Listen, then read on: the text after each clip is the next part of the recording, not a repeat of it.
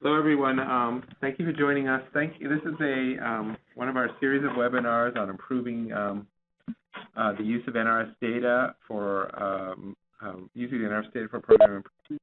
We're going to hear from several states today about their policies that they've used and the practices they've used to improve their program based on the data. So I'm going to let Marcella introduce the particulars. Hi, everyone. Thanks for joining us. Today will be, you've already had a welcome from Keisha and from Larry, and we will introduce the webinar series, have our state presentations, and then we'll have plenty of time for questions at the end. To give you a little bit of background on what this webinar series is all about, it began, I think this is our we're in the third year of this webinar series. It was in response to getting several questions from states saying, and these states seem like great ideas, but the practices are very promising, so we don't really know how to put it into practice. What would it look like in real life? What would it look like on the ground? And so as part of our ongoing effort to help you improve your use of data, we look at a specific strategy that has been used, and we ask states to tell us what does it look like on the ground, and they talk a little bit about what they've done, what they did to put this practice into place, and they share with us some of the data that supports its use and the results. In today's webinar, we will be looking specifically at policies for program improvement. And so these particular policies have been successful in helping these 3 states increase the number of students that they have entering post-secondary education, increase the number of students that they have enrolling in their adult education programs, and increase the number of students that they have. So we'll be hearing today from Delaware, North Dakota, and Texas about some of the policies that they have worked on or put into place over the last 5 years that have really made a difference in their data. And now we're going to turn it over to Maureen from Delaware. Good afternoon, everybody. We're very happy to be able to share this information with you. And I'd just like to tell you that in the room right now, I have Joanne Keefe, I have Catherine Frazier, Gary Gu, Mike Grossman, and myself. And since this was really very much of a team effort, each of them are going to be able to speak a little bit to the project, too. Just as a context for what was happening here, I was given a visit very kindly by USDOE when I took over the job in 2007, and when they came in, the first thing that they said was, "Don't worry about it. We are here to help you." So what they did was go through everything and say, these are some of the things you might want to look at, and post-secondary was one of it. So we started to skew there. Should tell you that as we went through this project, what we ended up doing was learning as we went. So what you're seeing is 6 years of looking at the process. But there was a couple of concepts we needed to look at. One was, once we got started, we just decided to jump into it. So we got started, we collected information, we revised and redesigned, and we went through. What we understood was that this change process is constantly changing, and you've got to keep a thumb on it to see what's happening with it. We also used understandings from other collaborations we have. We work with the Departments of Health and Social Services, DOL and DOC, Department of Corrections, and understood where they were coming from, because that change process has to impact them at the same time. And the other thing we did figure out was that this process was not linear the way we first imagined it. It was more a matter of it having a lot more dimensions. What we figured out was simply because you build it, not everybody came. Folks who were ready came, folks who were on the edge needed a little support, and folks who didn't want to leave the house, so they weren't going to come visit anything you built, needed a lot more support, and that's what it is that we started building this whole plan around. So, Joanne. The first thing that we had done actually started in very end of 2006 and worked into 2007. We created 2 what we call transition series documents using the last extent of monies that the state ever received. One was making career choices. The other was making college decisions. It became very obvious to us that while we wanted our students to move into a post-secondary situation, not all of them knew totally what they wanted to be when they grew up, when they were done with us. Yes, they had a job, but did they have a career? So when Maureen came in, as she said, we started to desegregate items. Our goals became desegregated. So in 2008, we started a real healthy upward bound because things were desegregated and things could start to move in their own linear fashion the way they needed to be. We continued to progress. One of the items that people asked us was in the 2013 time period, why did we drop down to 32%? Well, if you remember, that's when we had cohorts that came in. So it was a different mindset than the student just creating a goal. However, in the state of Delaware, we still had a situation going on where our legislator still wanted to know whether the student was still with us or not, if that student was progressing forward in all of the cohorted items. So we had to make sure that our MIS system kept up with what was going on with the federal NRF legislation with cohorts, and also what our state legislature was used to us reporting to them in outcomes. So when we had to make the decision in 2013 to come up with that negotiated target, what we did was we took the 2012 information and looked at what were the standards for the cohort, who were going to be involved with that cohort, and we actually utilized 2012 data to come up with what an established figure would look like for us in 2013. So we had actually had a target in 2013 of 30%, and we actually came in at 32%. So I don't call that luck. I think we did a really good job as a state team having our data prepared ahead of time and to know what was happening with those cohorts. As you can see, in 2014, we moved up to 38%. So we're hoping to get this with the HOPE cohort moving right along back up to the outstanding percentages that we were previously, and make sure that all of our students are counted properly according to all the plans. So what's going to end up is what our first steps were. Again, please, if you look at, and may I add, this took us a little time just to get the background on this because we really dove deep into this whole project here. We thought it was a puzzle. Let's just put the pieces together. All right, and what we found out that it was much more of a diamond that had prisms and different perspectives to it. So what we did know that we had to figure out, rather, was we got to know where we want to go, but we had to understand where we were right then and there. What we ended up asking ourselves was, what practices have we currently got? What have we got? When are we doing it? And why are we doing it? We then said, well, if this is where we want to go, is to get people to go to post-secondary, we had to understand what the assumptions were in everybody's head, whether it was the students, whether it was the teachers, whether it was our partners we were going to be working at, whether it was the program administrators, or whether it was indeed the state team itself. So we looked at those kind of factors, and then we asked what their expectations were. And then what we ended up saying to ourselves, well, okay, first we have to do an environmental scan, the what, when, why. Then what did we learn from it? Is it as easy as we thought it was, or is it more complicated? Who are all the different audiences you have to be able to attract? It's much like when we go to write, all right? Writing, many times we think of it's all in the mind of the writer. Well, the truth of the matter is writing is also in the mind of the reader. If the reader isn't getting the right idea, then the writing isn't doing anything. We can put processes in, but if it's not impacting all of those different audiences in a way we would like it to, then that process may look great, but no one's going to use it. And what was our expectations? Was it entry into post-secondary? Was it making sure they had less remedial classes, no remedial classes, and how much time does it take to do that transition given the different situations they were already in?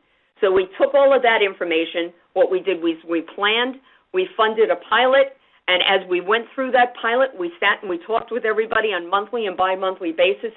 We evaluated what we were doing, we revised what we were doing, and then we monitored it again. And still, to this point, we're revising it up as we go forward. So it clearly is a dynamic process that we have to keep our hands on. The next slide is going to be on the culture development. One of the things that we ended up talking about was what the culture of the program was.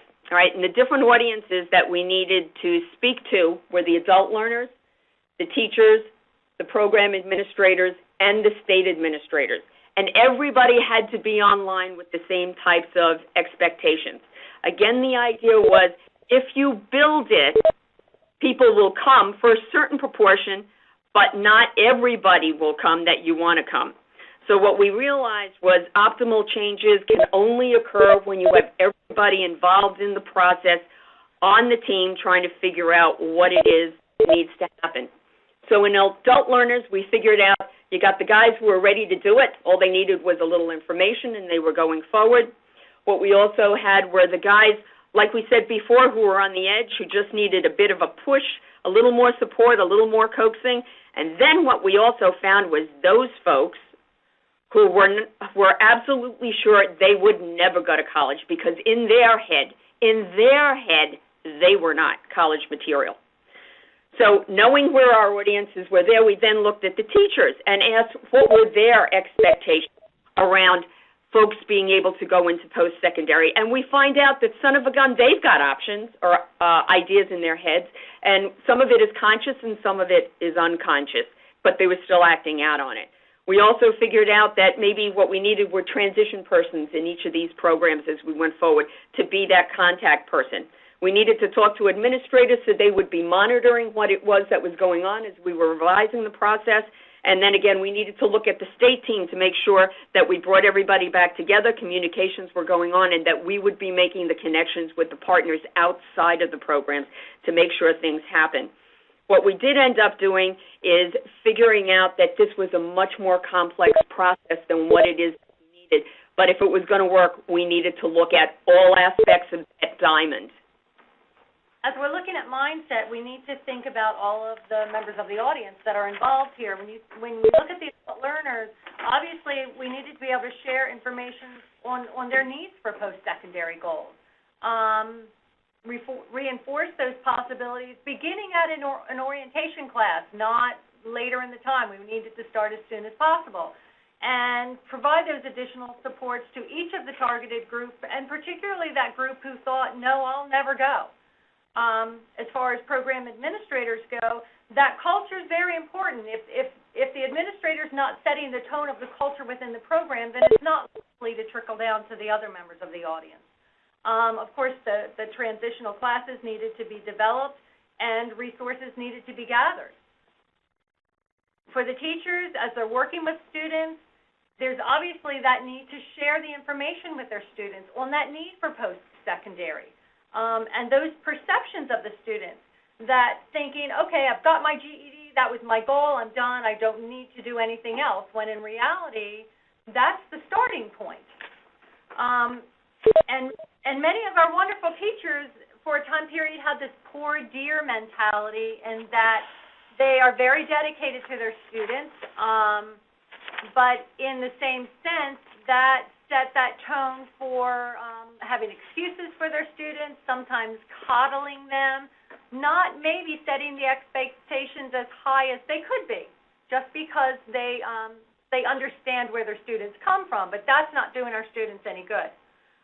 From state administrators, obviously the research, we had to be looking at what was being done. The other agencies that Maureen spoke about, talking with the post-secondary providers as to what's going on once they leave us. Then there was piloting the transition classes, and we had 4 programs that piloted these transition classes, and each of them had different kind of models as it set for their program, because one of our programs is an online program, so obviously that's just going to look a little different. Then, of course, reporting the findings and those aha moments to know what's going on out there and what's actually working. For instruction, obviously for our learners, they need to be there. They need to be participating. They need to be doing what they need to do as far as their assignments goes, and putting some of the responsibility on them to be researching what it is they want to do, because that's not a question someone can answer for them. They were provided with information on how to access these post-secondary opportunities. We had transition counselors. They were referred to the counselors, and the counselors kind of took it over from there. But the students needed to know they were there and to actually go see them.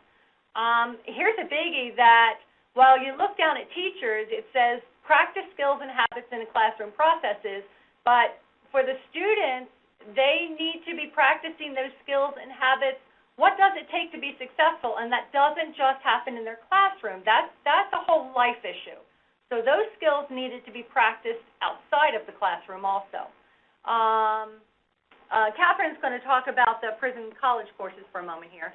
With the American Council on Education, college credit was used, and college-level courses were offered within the prison setting, offering an array of just about 2 years of college education. It was up to the institutions to accept it, and we were accredited 2 times through ACE credit.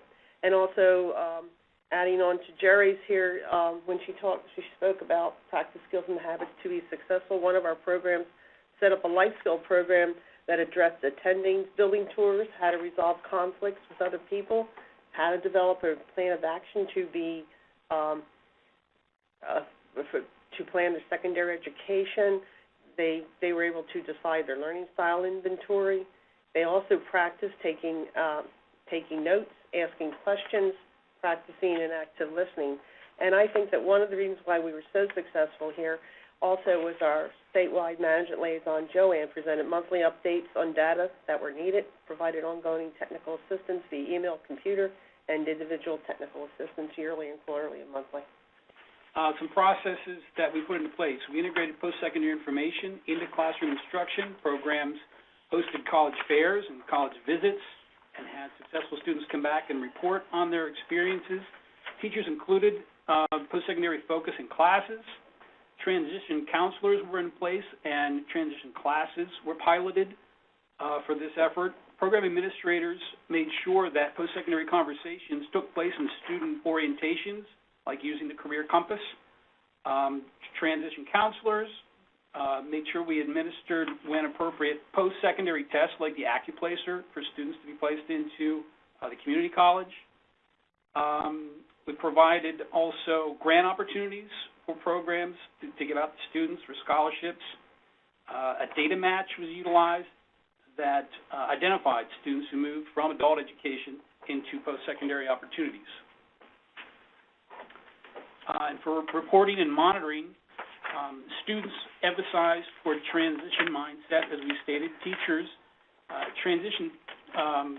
documented performance of students when they transitioned into new opportunities and the accomplishments to the administrators. Program administrators closely monitor student progress, student separation rates, movement into post-secondary, and attitudes and feedback from all.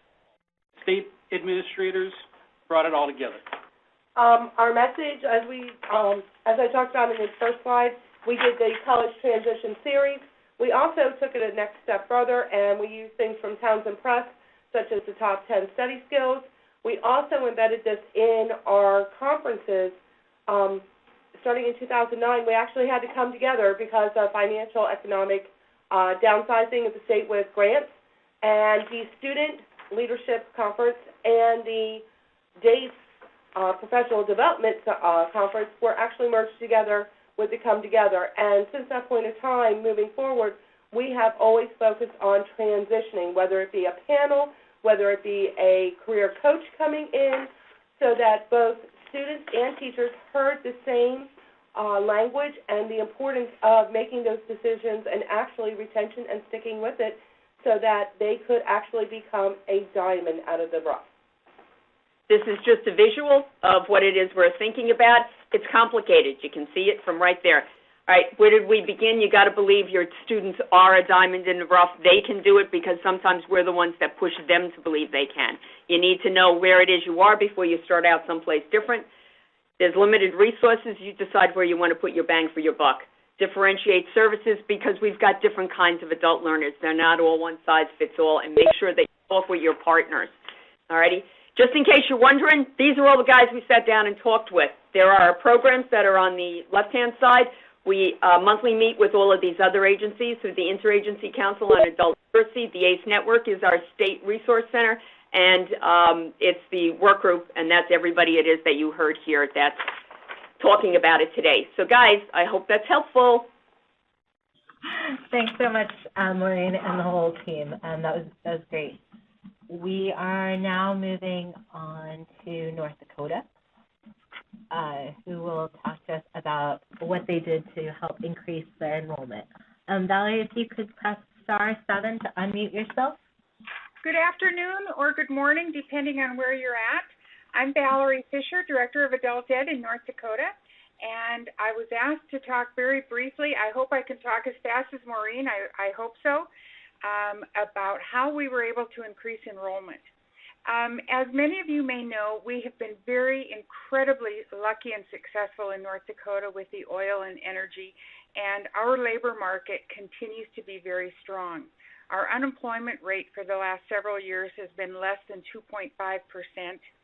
We still have over 60,000 unfilled jobs. The oil and energy industry are significant in their wages, and as a result of the growth in infrastructure, even Walmart is paying $24 an hour.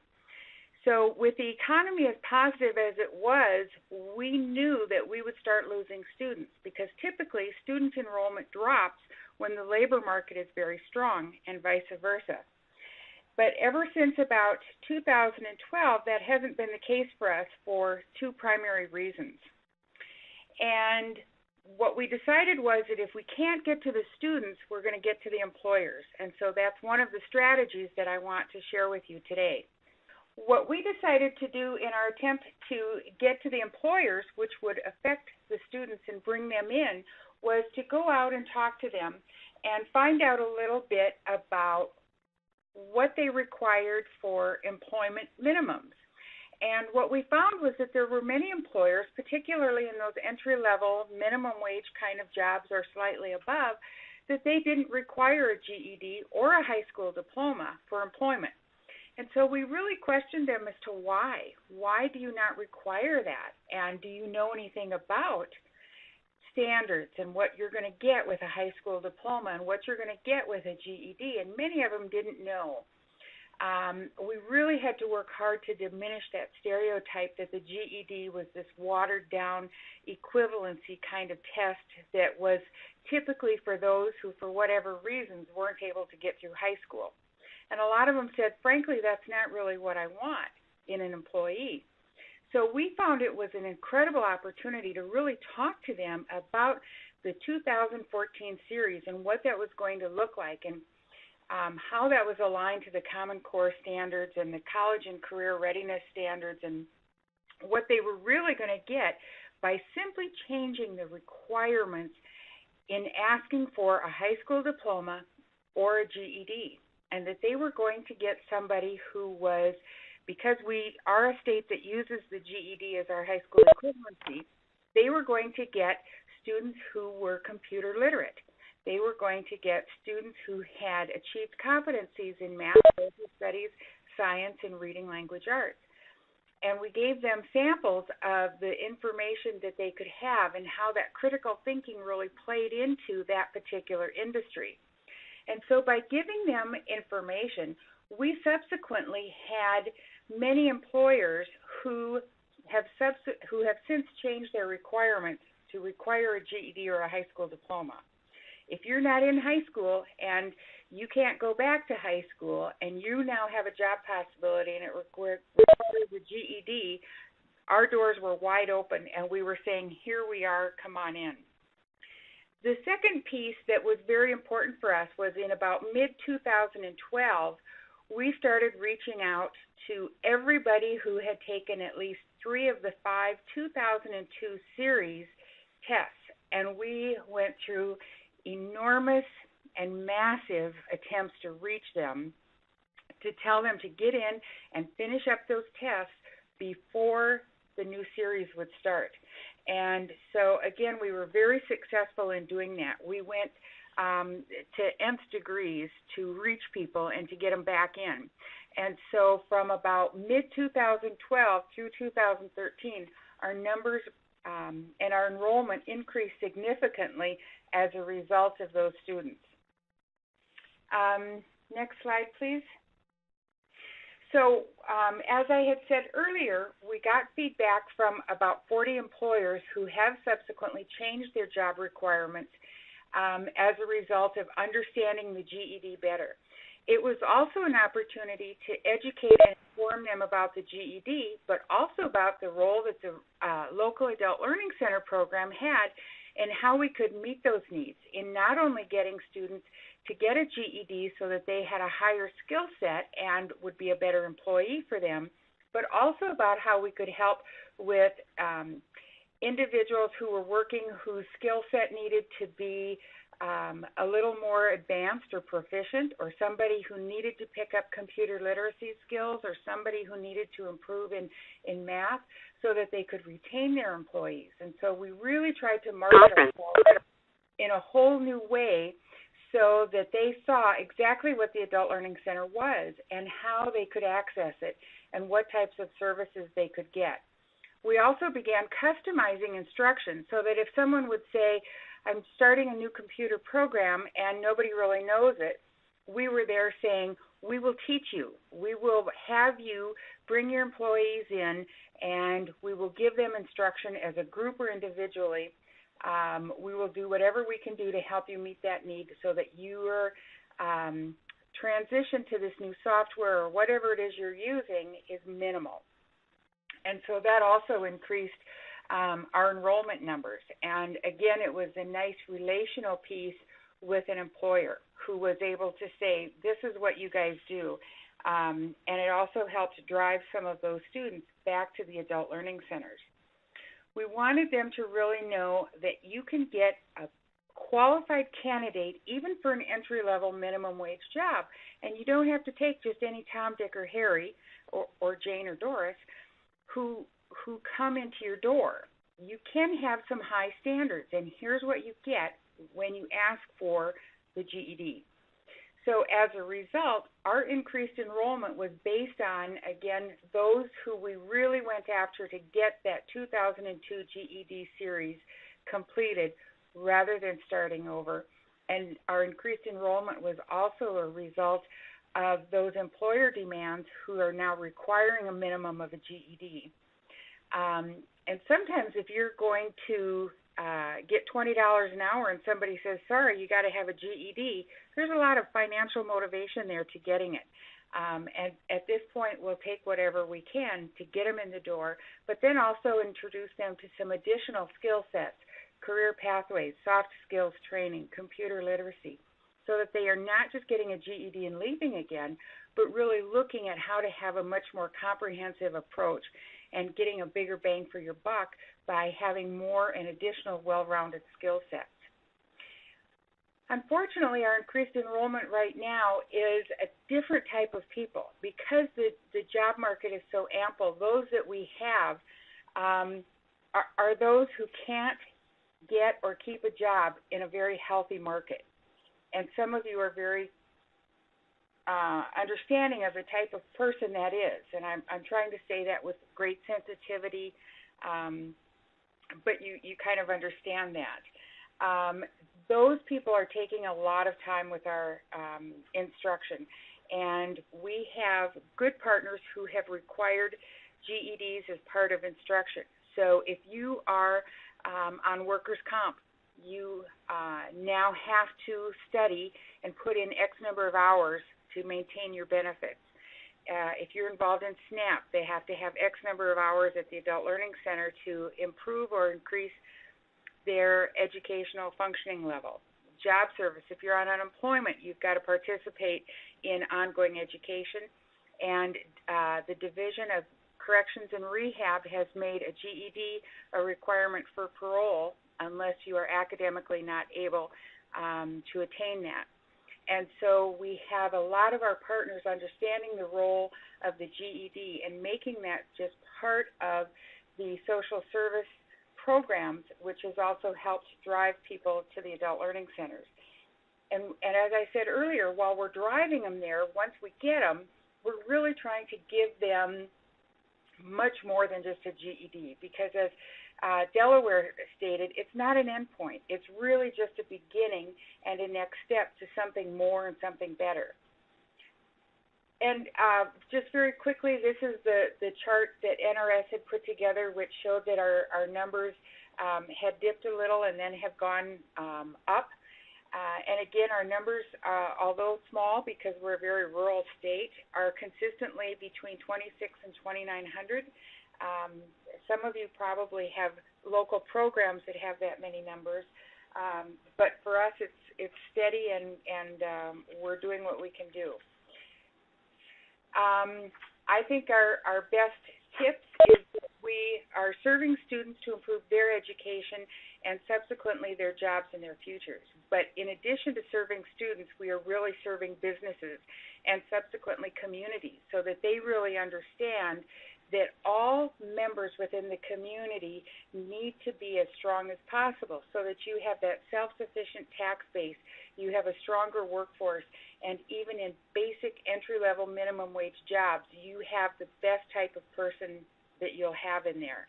And lastly, it's very important to always be able to communicate both to business and legislators that return on investment that adult education is very good at creating. And in North Dakota, we have been able to say that our return on investment is in excess of $26 million a year. And that may not seem like a lot, but when we're asking for $2 million in increased appropriations and we can justify that large of a return on investment, it's an easy scenario to get, and they get that, and they understand that, yes, you can stay poor or you can give them services. And if you give them services and you give them opportunities for GED and post-secondary and better jobs, they'll take it. And it becomes everybody's problem, but it also becomes everybody's opportunity. And I think our recent investment in really hearing and listening to employers and industry and being able to look at how their sector training works and what we can do to complement that has been very helpful for us. So we have a lot of different sector trainings that we have tied to the energy and oil industry so that while people are getting their GED, they're also having some training in those industry sector terms, tools, processes, et cetera, so that they can go out and have more familiarity when they're interviewing and trying to attain that type of job. So there, in one deep breath, I hope I've given you a little bit of information about how we have increased enrollment. And as always, if you have any questions, you can call me. Wonderful. Thank you so much, Valerie. I really appreciate it. Thank you. And I know that we all learned a lot. We're going to now turn it over to Texas, to the Texas Workforce Commission. Anson and Carrie will speak to us about some of their practices that have resulted in an increase in the rate of students completing an educational functioning level. Thank you very much, and good morning and good afternoon to our peers out there. I'm Anson Green, the State Director, joined by Carrie Tupa, our Assistant Director for Adult Education and Literacy at the Texas Workforce Commission, and I want to send you a warm welcome from the Lone Star State, and we're grateful to share our story related to program data management and program improvement success. I want to provide you in 15 minutes kind of a story of a 12-year trajectory of continuous improvement related to student success. Some background will help us in the discussion here.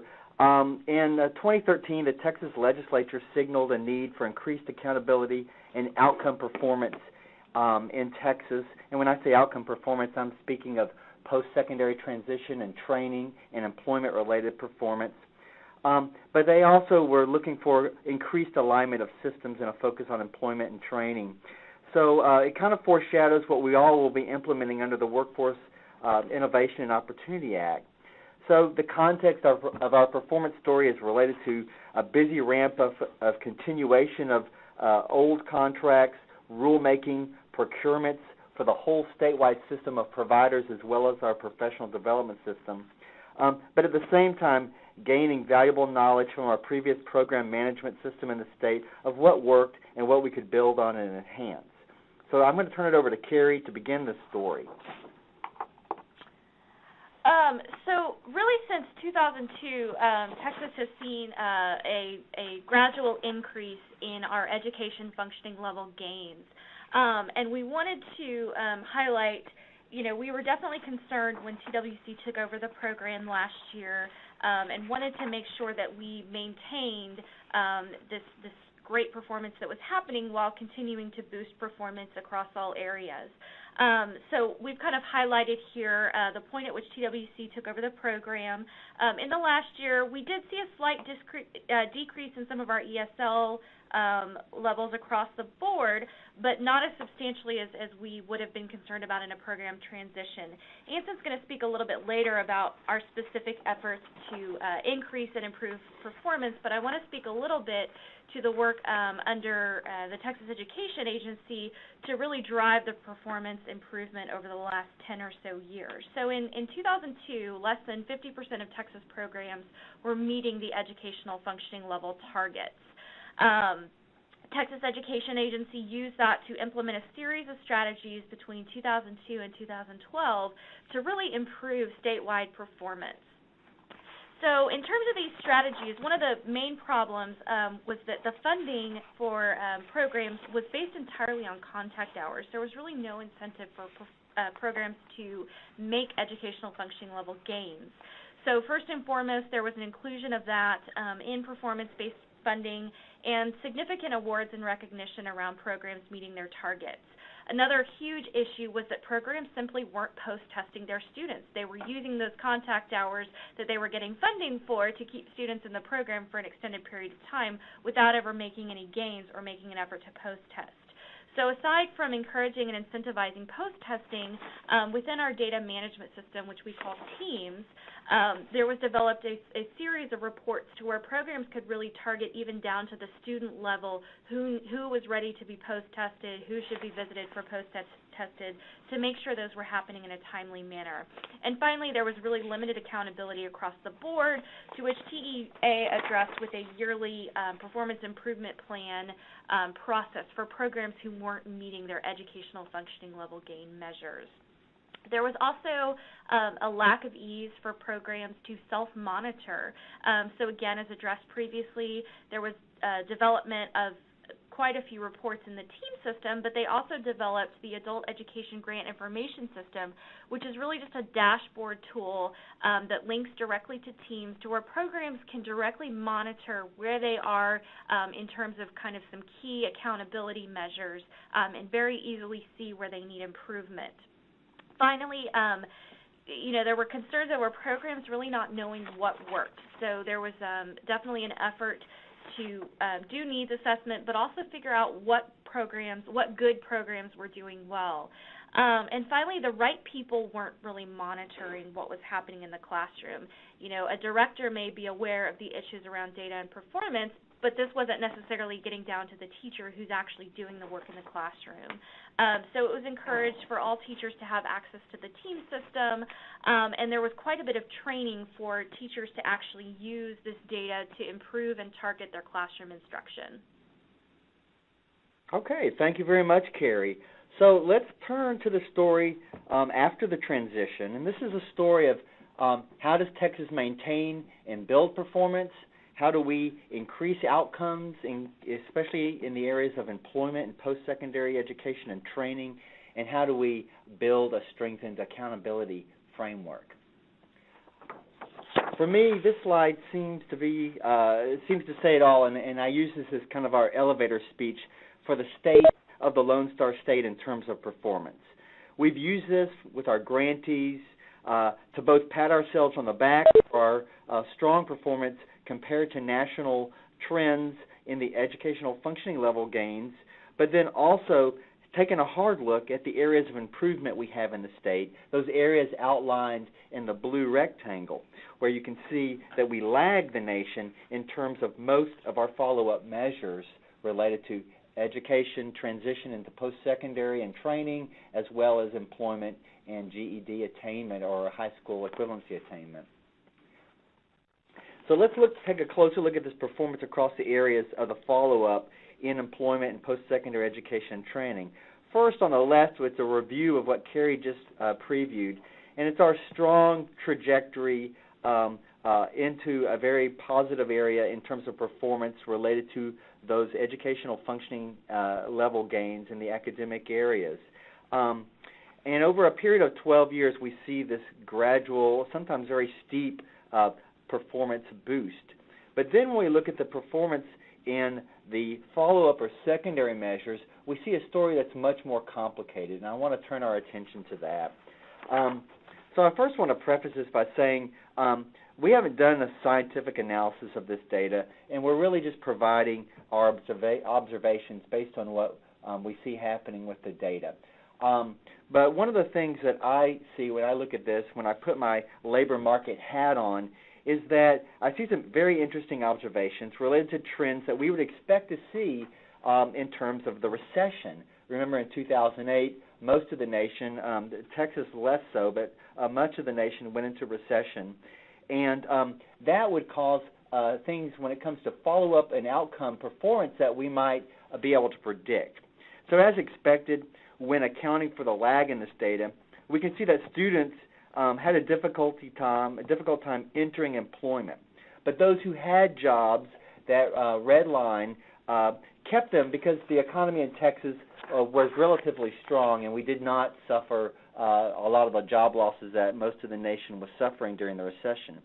But the biggest concern to me, and one that we've really focused our efforts on in the last year, is that our post-secondary transitions plummeted just at a time when we would typically expect students who have been impacted by either job loss or lower wages, that we expect those students to be entering training programs after adult education and literacy. So typically in a recession, people get fragile in the labor market, and they turn to training and education, but we see that our post-secondary numbers took a dive during this period.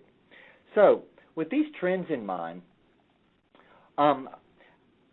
we built into our new provider contracts that started this year mechanisms to both maintain our EFL performance and boost our employment and career-focused performance. First, one area that I really want to emphasize, because a lot of states will be doing procurements related to the new legislation that funds us, but we built into our renewal, into our contracts, a renewal clause. So our current contracts are for 2 years, and they have a renewal clause for years 3, 4, and 5. So if programs don't perform, we have the option of re-procuring a new provider for that workforce area. This is a big change from the way the program had historically been run, where providers had contracts for years and underperformed for years. And so we wanted to put some teeth into these contracts so that we can incentivize performance through either renewal or non-renewal of those contracts. In addition to that, deliverables in these contracts drive consistency and clear processes for local program management focused on success. We have deliverables related to continuous improvement plans that are tied to a new professional development model that requires programs to administer and consider professional development in light of their performance. Additional to that is different procedures and operating procedures related to intake and assessment, data management, and professional development. We also have staffing requirements for professional development coordinators that manage performance and connect that performance to administering professional development, and then teams or data coordinators locally identified. And then all programs are required to validate and certify data on a quarterly process so that we can more quickly administer remedial strategies to help with performance.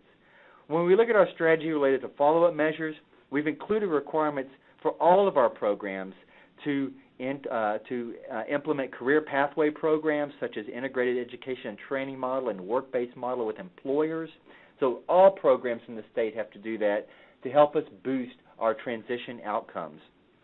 There are also requirements for all classes to embed into their curricula college and career bridge activities and for students to develop individual training and education and career plans. In Texas, we believe all students, no matter if they are Level 1 ESL, GED students, or EL Civic students, will benefit from information and exposure to information related to college and training and careers. Our focus is on supporting students out of poverty and supporting them in meeting objectives related to the short and long-term success goals they have. Other enhancements include closing the gaps with our workforce solutions one-stop system through regional strategic planning, performance and incentive awards. All of these underscore our priority on student success and performance. And I'm going to have Carrie talk a little bit about our performance-based funding model. So, Carrie? So our model for performance-based funding was very deliberate and really differs from how performance-based funding worked under the Texas Education Agency. Essentially, ours is a holdback. So programs do not have access to certain portions of funds in their contract unless they meet these measurable objectives. So the first measure there, the total students served with 12-plus hours, we wanted to start by really incentivizing startup of our new contracts after a procurement. So we wanted to reward enrollment and retention in the first 2 quarters. The next 2 performance-based funding measures really highlight our, push to maintain those educational functioning level gains. So programs are required to meet those specific targets, but also enrollments in transition and career pathways and programs. This is a particular area it can obviously take several years to see improvements in because of the way those measures are calculated and the lag, but we wanted to reward specific behavior or program models that we know will lead to improvements in our transitions to careers and post-secondary education. Okay, thank you very much, Carrie. One other method we're using, and we believe nothing incentivizes performance like money, but we have implemented a program that we believe will really help rally excitement across our priorities in Texas and incentivize action that results in a monetary boost or reward for programs, and that's the use of incentive awards. So these are awards that will be, big checks awarded at our statewide Workforce and Adult Education Conference, and there will be first and second place awards across 3 measures: 1, partnerships with employers; 2, integration with colleges; and 3, integration with our Workforce Investment Board system in Texas.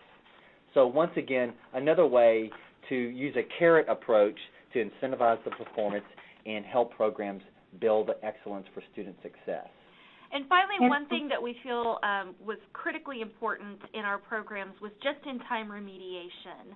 As I mentioned previously, under the Texas Education Agency, they did have a program improvement model, but one of the challenges there was it was essentially a year-long model, and we wanted to do things a little more quickly. So first and foremost, just to reiterate, our programs are expected to enter their data and certify it quarterly so that we can actually analyze that data every month to identify issues. Our program staff actually analyze that data to communicate back to the programs. I lead performance enhancements with our Division of Operational Insight, which is our agency-wide performance and accountability department. And then we brief our executive management monthly to keep them abreast of issues, but to also hear specific areas where they have concerns or want to see improvement. Each of our programs are required to have Teams access for all of their teachers, and programs are placed on a program support plan immediately if a concern arises from our data review. And just a word about kind of how we do remediation. As I mentioned previously, our program support plan is really the first step in our remediation process.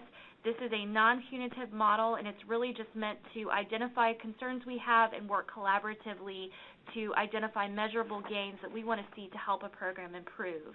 From there, a program that may fail to make progress, as you see along the road here, there are additional stages of remediation that eventually, a long ways down the road, may lead to sanctions or deobligations of funds. Thank you, Carrie. And to summarize our best practices and tips for replication, first we would say the requirement for consistent and timely data entry is tantamount. To build a mechanism to deploy mid-course corrections and just-in-time improvements, not after a year of poor performance when a program may be failing students for a whole year and then remediation begins, but really trying to build a much more responsive culture for improvement. Incentives for performance, remediation methodologies that are timely, transparent, phased, and consistently applied across the system. The ongoing communication from our executive leadership where we can gain insights, valuable feedback, and direction to the very bottom to providers and teachers that are providing the people who are actually directly creating student success with our students. And then, of course, the strategic professional development helps address weaknesses and gaps and build capacity within our system. So we encourage all states to consider these actions, and we really invite you to reach out to us to learn more and to ask questions during this webinar. So thank you very much from Texas. Thanks so much, Anson and Carrie. I really appreciate it. I want to now open the floor to questions. I think the most efficient way would be if everyone could please type their questions into the chat pod, and so we'll have those available both for the presenters to see, and if you choose to send those to me privately, then we can do that. I can read those out to you as well. We already received a few questions, and so we can start with those while everyone takes a few minutes to type your questions in. The first question that we received is from North Dakota, or for North Dakota, rather. So, Valerie, if you can unmute yourself by pressing *7 to reply to this question. The question was, how have the new GED changes affected the success rate of current adult education students? Are they using the new GED or a combination of other tests? No, we are using the new GED, the 2014 series, and our numbers are certainly down. They're comparable to when we look back at the 2002 series and the first year of implementation with that. So they are down, but we expect that they'll continue to grow just as our passage rate has increased. Okay, great. Thank you, Valerie. We have a question for Texas. The question says, or the person asking the question would be interested in knowing, Anson and Carrie, what percentage of Texas agencies are LEAs or colleges, and what percent are community-based organizations? The simple answer to that, I don't know the percentage, but we have 35 grant recipients across our state, and 2 of those grant recipients are community-based organizations. But having said that, within our grant recipients, the 35, there are about 100 service providers. And amongst those service providers, there are a considerable amount more community-based organizations. I don't know the exact number, though. Okay. I think that gives us a general sense. Okay. Thank you. The next question we received was again for North Dakota, and you mentioned, Valerie, in your presentation the return on investment, and so one of our participants was interested in knowing how you calculated that return on investment. The way that we calculated the return on investment was we took all of those who came in unemployed and took that, and we basically said, okay, if you have 1,600 people that we've served who came in unemployed, who have now obtained employment, even at minimum wage, which ends up to be $15,000 and some odd dollars a year, times that $1,600, that's basically your return on investment. You now have that amount of taxable dollars as a tax base available. That does not go into account the social programs that they are now off, as far as the cost saving of being on unemployment, TANF or SNAP benefits, workers' compensation, or any of those others. And so you can really only address, or we do, the return on investment based on employment alone. Thanks, Valerie. We had another question for Texas. The question was about the data detective training that you mentioned. I don't know if it was Carrie or Anson who mentioned it. They asked if you could please expand on the training that you provided to teachers, whether this was a homegrown training or a national training, and whether it was required or optional. I believe that the training, and again, this was under TEA, I believe it was modeled after the national training. It was the data detective training, and it really, kind of honed in on specific reports that programs could, or that teachers could pull within the team's management system, and how to target down to a specific student and identify, specific learning needs in the class. I believe it was modeled after a national training. If someone wants to shoot us an email, we'd be happy to find out more and share that information. Great. Thank you, another thing I'll add to that is one of the things we're doing now into the future is we are constantly challenged in Texas because of our size with deploying training. And we have thousands of teachers and hundreds of sites.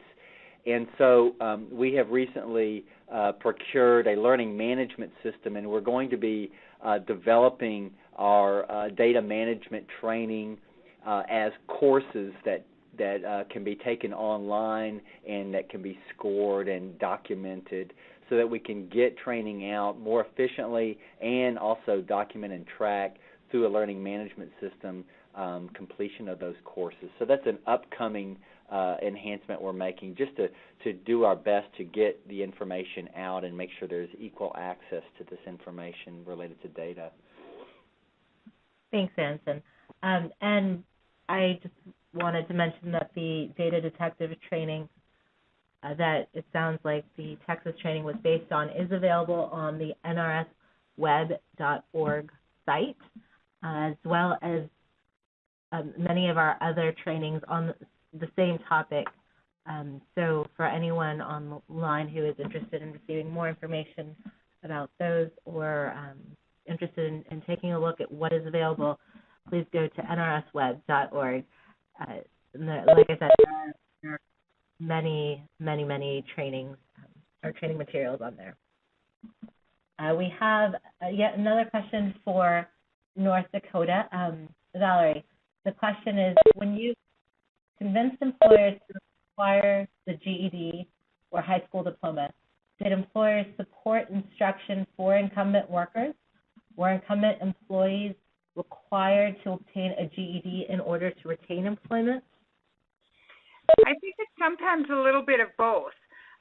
We do have employers who will hire employees as long as they are working towards attainment, and it's a little bit risky because you may occasionally have that student who just is never going to acquire it, or it's going to take a long time, and so they're sometimes reluctant to give them time off. But we do have some employers that will say, I'll give you X number of time per week as long as you're working on it. I think that says a lot to, I believe in you, and I believe in what it is you're trying to do, and I value you as a person and an employee. We also have a number of employers who will pay for the cost of the test, which is a nice, again, thing to do, but it's also very helpful to those who can't afford the cost of the exam. Mm-hmm. Yeah, that does sound like it would be very helpful. We have a question for Delaware, Maureen and team. How are the college-level courses you offer to adult education students funded?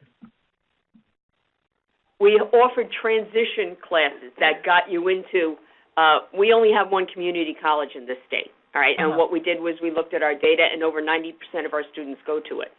So what we ended up doing was we told them about the different scholarships that were available. We had the Minter Scholarship, which was named after one of our governors, and also we have a Governor's Workforce Development Fund that they can apply for there.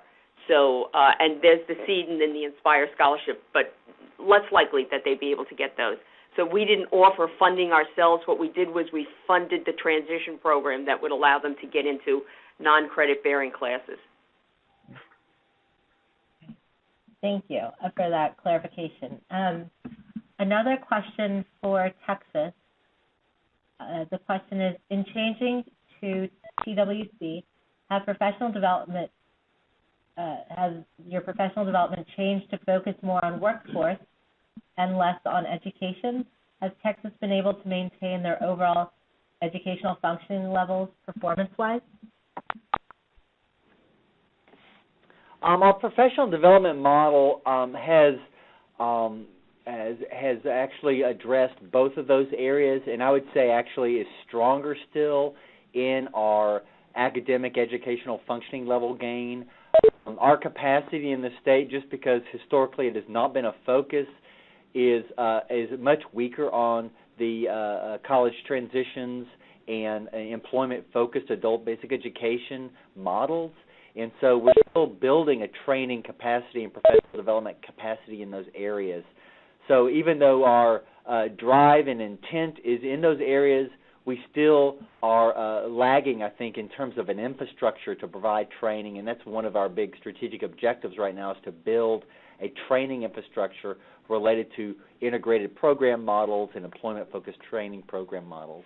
And that being said, we actually do have some specific strategic initiatives also focused on maintaining those educational functioning level gains and really getting back to some of the basics of reading and math.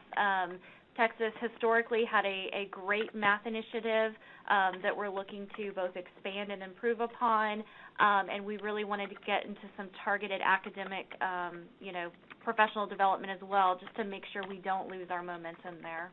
I mean, I think we all understand and we believe that, college and transitions outcomes don't happen unless there's a strong foundation of academic skills that students come in with.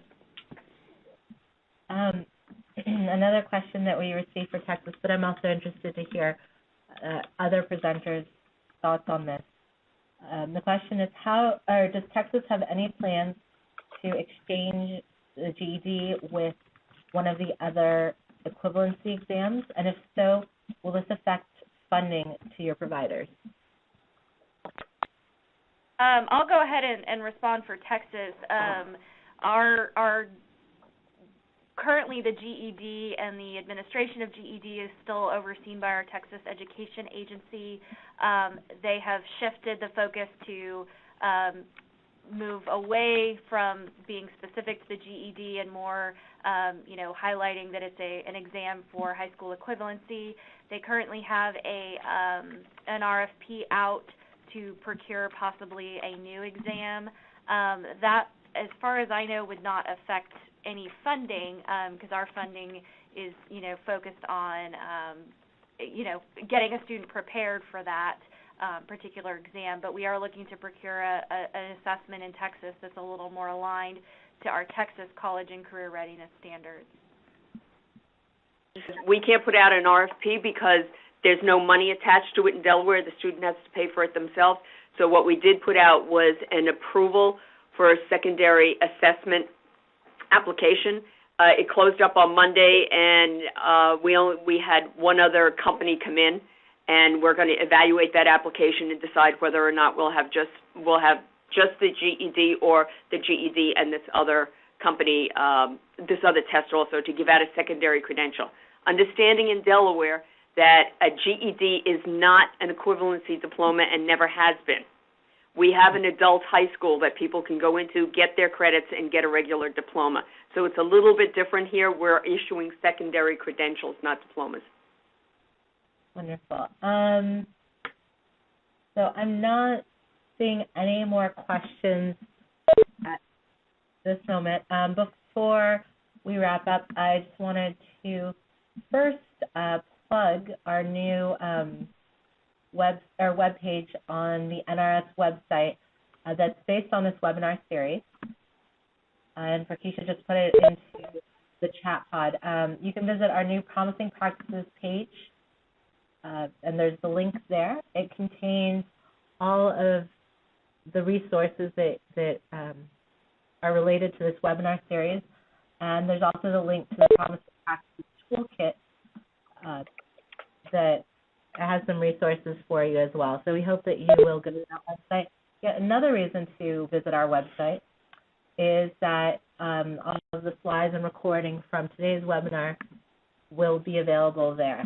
So again, in case you're not familiar with our website, it is nrsweb.org. If there are no more questions, then I want to thank all of you for joining us for today's webinar. We hope that you found it useful, and we hope that you'll join us for our next webinar in the series. Thanks so much.